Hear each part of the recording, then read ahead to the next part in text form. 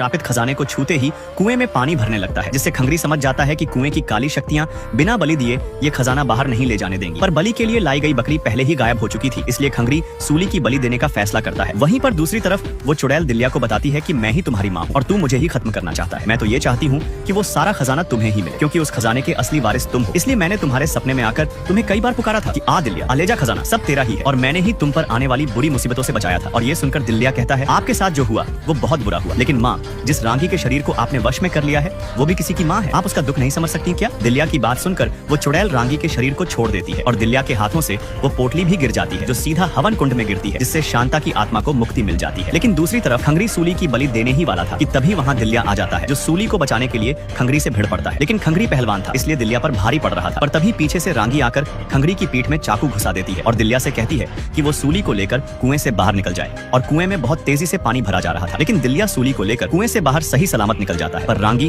और खंगरी उसी पानी में डूबकर खत्म हो जाते हैं। पर बाहर आते ही सूली दिल्या को दिखाती है कि उस खजाने में से वो एक हार अपने साथ ले आई है। और ये देखकर दिल्या बहुत डर जाता है, क्योंकि टिल्लू बाबा ने कहा था कि बिना बलि दिए अगर कोई उस खजाने को बाहर ले आया तो वो शैतानी आत्माएं शांत नहीं बैठेंगी। और कुछ ही समय बाद गांव का एक शराबी उस खजाने को निकालने के लिए कुएं में बाल्टी डालता है, लेकिन उस बाल्टी में वो खोई हुई बकरी बाहर आती है और अगले ही पल कोई काली शक्ति उसे कुएं में खींच लेती है और मूवी यहीं पर खत्म होती है।